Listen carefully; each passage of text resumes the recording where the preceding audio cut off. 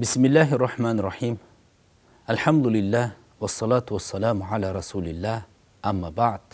Аса қамқор ерекше мейірімді Алланың атымен бастаймын.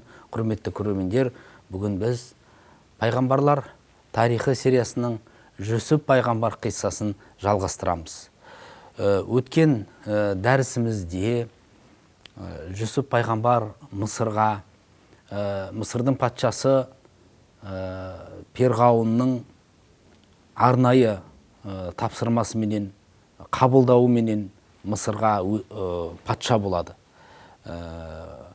Барлық Мысырдың осы патшалық басқару жұмысын тапсырып қойғанын біз атап өткенбіз, және сол жаңағы әлемде бүкіл әлемде жұт болғаннан кейін Мысырды басқарған Жүсіп пайғамбар астықты Алланың хикметіменен мол жылдары астықты жинап, оны қаузында сақтап, келесі келген 7 жылда оны үнемдеп пайдаланып, және басқа да елдерге, халыққа оны үнемдеп үлестіретіні жайында айтып өткен. Осы орайда Жүсіп пайғамбардың жаңа бауырлары сонау Палестин жерінен, Канаан жерінен астық алу үшін келіп, кейін Жүсіп пайғамбар олардың бауыры, яғни 11-ші бауыры, өзінің бір әке бір шешеден туған бауыры Беньяминді алдыруды талап ететін. Әрине, біз өткен қыссада Жүсіп пайғамбар балаларына жасаған өсиетінде тоқтағанбыз. Ол өсиеті Жүсіп алейхиссаламды әкесі Жақып кезінде, бала кезінде жоғалтып алып, қайғыға батса, енді Беньяминді жіберіп, бауырларыменен жоғалтудан да қорқып, балаларынан ант алып, Беньяминсіз қайтпаймыз деген Мысырға бір ақыл айтып жіберді. Яғни ақылы, Мысырға кірген кезде сендер Мысырды бір есіктен кірмей, бөлініп, бірнеше есіктен кіріңдер деген болатын. Әрине, Мысырға келген кезде бауырлары бір есіктен кірмей, әкелері айтқандай бірнеше есіктен кірді. Осыған байланысты Құран кәрімде Аллах тағала Жүсіп сүресінің 68-ші аятында былай дейді: әкелері бұйырғандай әр қақпадан кірген кезде Тәңірдің оларға жазған тағдырынан аса алмады. Жақыптың көңіліндегі тілегі ғана орындалды. Өйткені ол біз үйреткен ілім иесі еді, алайда адамдардың көбі оны білмейді. Жүсіп пайғамбар балаларына жан ашып, елдің көзі тиіп қалмасын деген ниетпен айтқан болатын. Немесе бір Беньяминді жіберген кезде бір қауіптің төнгенін сезгендей, Беньяминнен бейне бір айырылып қалатындай күй кешіп, осындай ақыл айтқан болатын. Алла тағаланың бірақ не дайындағанын Құран кәрімнің келесі аяттарында баян етеді.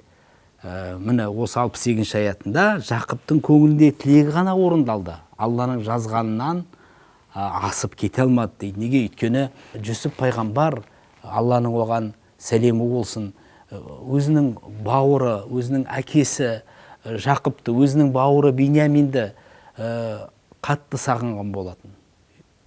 Бала кезінен отбасынан айырылып, жаңағы бауырларының қастандығынан, одан келіп құлдыққа сатылып, одан Мысырдағы жаңағы Азиздің, уәзірдің әйелінің жаңағы қастандығына душар болып, соның артында түрмеге түсіп, қаншама жыл түрмеде қалып кетіп, осындай қасірет көрген Жүсіп, Алланың оған сәлем болсын, өзінің әкесін және бауырын қатты сағынған еді. Сол үшін Алла тағаланың жол көрсетуіменен осы жолы Беньяминді алдырып, одан Беньяминді өзіне алып қалу әрекетін жасайды. Мен Алла тағаланың осы 68-ші аятында Алланың жазған тағдырынан аса алмады деуінде бір құпия бар. Алла тағала Жақып алейхиссаламды біз үйреткен ілімнің иесі еді деп суреттейді. Неге? Өйткені ол Жақып пайғамбар Алланың сол канағандықтарға, сол өз еліне жіберген пайғамбары еді. Ол зу ілмин деп жатыр. Ол білім иесі еді дейді. Білім иесі болғандықтан ол осы Жүсіп сүресінде Жақып пайғамбар туралы айтқан аяттардың бәрін қарасаңыз, Жақып пайғамбар Алланы еске алғанын байқаймыз. Әр кезде Алланы еске алып, Аллаға зікір айтып сөйлейді. Жақып пайғамбардың осы Жүсіп сүресіне келген сөздерінің бәрінде Алла тағалаға ол жүзденет, мінәжат жасайды. Сондықтан Алла тағала, алайда адамдардың көбі оны білмейді дейді. 69 аятында Алла тағала былай дейді: барлығы Жүсіптің алдына кірген кезде ол бауыры Биньяминді жібермей қасына алды дейді. Бұл оқиға міне Алланың жазған тағдыры Жүсіптің Жақып пайғамбардың қауіптенген ісі еді. Биньяминнен көз жазып қалатынын сезгендей болған еді. Өйткені Биньямин сағынған Жүсіп жаңағы бауырлары келген кезде, Жүсіптің қасырына кірген кезде Биньяминді өзіне алып қалуды Жүсіп ұйғарады. Бірақ оны бауырларына сездірмеу керек. Өйткені бауырлары бұған дейін оны өлтірмек болып қастандық жасаған. Қазірде олардың айласын Алла біледі. Жүсіп әлі де оларға сенімді емес. Сондықтан Жүсіп пайғамбар бауырларынан барлығы бірдей келуін талап еткен еді. Сондықтан олар 11-і де бүгінде Жүсіптің алдына кіріп келеді. Біз бұған дейін қиссаның басында айтқанбыз, Жақып пайғамбардың 12 ұлы болған, 11-шісі Жүсіп болса, 12-ші ол Биньямин еді. Жүсіп пайғамбардың алдына осы қалған 11 ағайыны кіріп келеді. Жүсіп пайғамбар оларды құшақ жайып, жаңағы сөзіне құлақ асып, бүкіл барлығы Биньяминді алып келгеніне қуанып, оларға үлкен сый-сияпат көрсетеді. Дастархан жайып, әр екі адамды бір дастарханның басына отырғызады екен, әр екі бауырын. Қараса, Биньямин оқшауланып жеке қалған.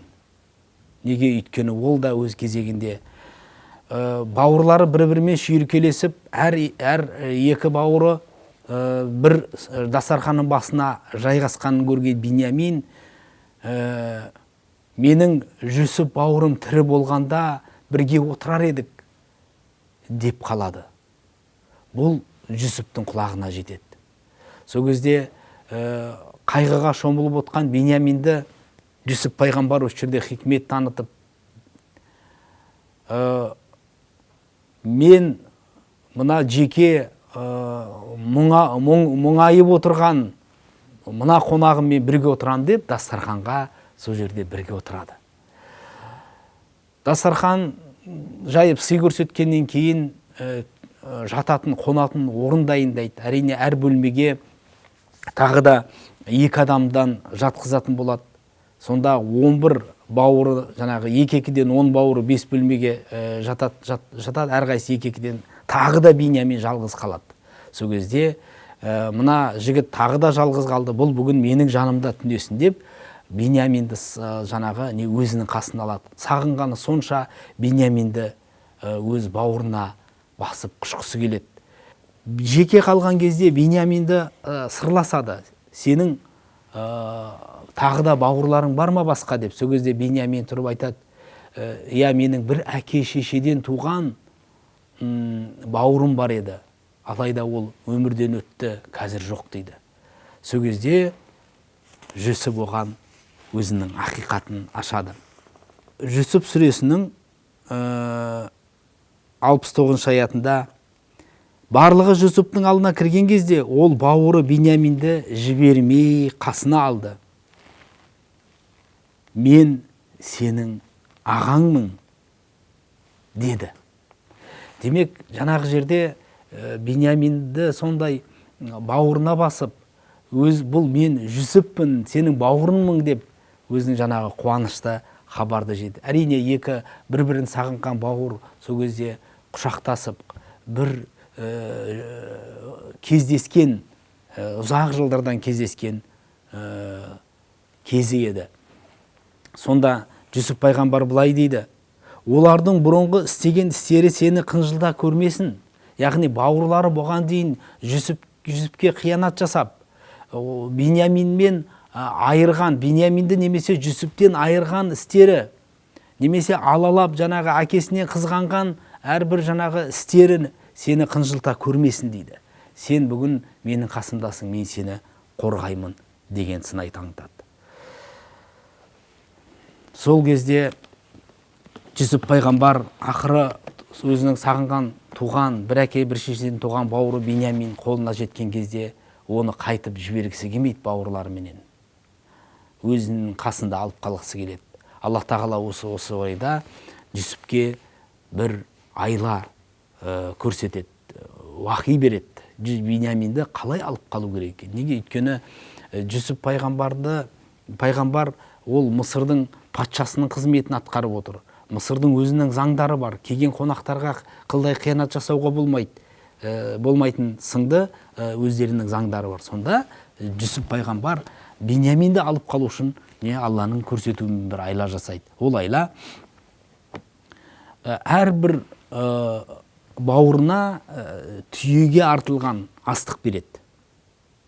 Биньяминге де астық береді. Бір түйе артылған. Демек, осы жерде бір айласын табу керек. Алла тағала көрсету бойынша Жүсіп пайғамбар, оған Алланың салауаты мен сәлемі болсын, өз адамдарына бұйырады: менің су ішетін, керек кезінде соменен астықты өлшейтін кесесін Биньяминнің жүгіне жасыруға бұйырады. Биньяминнің жүгіне жасырады. Содан олар түйелеріне мініп астықты алып қаладан шықпақшы болып кетіп бара жатқан кезде артынан адамдарды салып, олар патшаның ыдысы жоғалды, осы ыдыс сендер алдыңдар, осы ыдыс кімнен табылса оған тауып берген адамға жүк артылған бір түйе береді екен патша деп жар салады. Міне ол оқиғаны Құранда былай деп баян етеді. Жүсіп сүресінің 70 аятында: олардың сатып алған заттарын дайындаған кезде астық өлшейтін ыдысты жүктерінің арасына жасыртқызып қойды да, кейін: уа керуеншілер, сендер нағыз ұры екенсіңдер деп жар салғызды. Ыдыс ол бір астық өлшейтін бір үлкен кесеге ұқсас ыдыс еді. Ол сондай алтынмен апталып, күміспен көмкеріліп, асыл тастарменен безендірілген өте қымбат ыдыс еді. Сондықтан ыдысқа қатты мән бергендей сыңай танытып, жендеттері Жүсіп пайғамбардың артынан осылай қуып келеді. Сонда артына бұрылған ағалары Жүсіп алейхиссаламның: уа, не жоғалттыңдар сонша деп сұрайды керуеншілер. 72 аятта: патшаның ыдысы жоғалды, оны тапқан адамға бір түйеге жүк болатындай астық беріледі, оған мен кепілмін дейді жаршы. Яғни сендердің алғандарыңа кепілмін, ұрланған зат сендердің керуендеріңде деп жариялайды. Сонда Жүсіп пайғамбардың бауырлары: Алланың атымен ант ішейік, біз бұл жерге бұзықтық жасайық деп келген жоқпыз. Біздің ұры емес екенімізді өздерің білесіңдер, дейді керуеншілер. Олай дейтін себебі, олар жаңағы бір пайғамбарлардың отбасынан шыққан, аталары пайғамбар болған, сондай бір отбасынан шыққаны танымал еді елдерінде. Біздің елде ондай ұрлық жоқ, біздің жаңағы отбасымыз менен, әулетіміз менен ұрлықтан ұзақпыз, ұрлық жасаудан деп айтады. Неге? Өйткені олардың отбасында жаңағы осындай ұрлау деген мүлде болмаған. Сонда жаршы былай дейді: егерде өтіріктерің шықса, ұрының жазасы не болмақ? Деп сұрайды мысырлықтар. Кімнің жүгінен ыдыс табылса, жазасын құл болып өтейді деп өздері шешімін айтады. Залымдардың жазасы осы дейді олар. Сонда Жүсіп пайғамбардың жендеттері ыдысты іздеу үшін жаңағы жүкті ақтарады. Жүкті ақтарғанда бірден Биньяминнің жүгінен барып алып шықпайды оны. Оны керісінше ағаларының жүгінен іздейді. Бұл жердегі айла толық болу үшін, жаңағы ешкім бұл айланы сезбес үшін осындай тапсырма болады. Міне Алла тағала Құранда былай дейді, 76 аятта: бірге туған бауыры Биньяминнің жүгінен бұрын ол ағаларының жүгін тексере бастады. Содан соң барып жоғалған затты бауырының жүгінен алып шықты. Осылайша біз Жүсіпке айла жасауды үйреттік.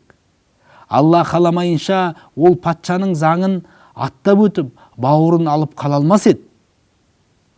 Қалаған пендеміздің дәрежесін біз осылай көтереміз. Әрбір білім иесінен де асқан ғалым бір Алла. Деп 76 аятта Алла тағала осындай ақиқатты ашады. Демек, бауырларының жүгінен бастап іздеп, кейін Биньяминнің жүгінен алып шыққан кезде бауырлары жаңағы алдын мойындаған, кімнің жүгінен табылса, оның жазасы болады. Жазасы үшін ол сол елге құлдық болып қалады. Құл болып өтейді жазасын деп. Бұл Жақып пайғамбардың шариғатында осылай еді. Палестин елінде. Яғни біреу бір затты ұрлап, немесе бір қылмыс істесе, оның жазасы құлдыққа түсуменен берілетін еді.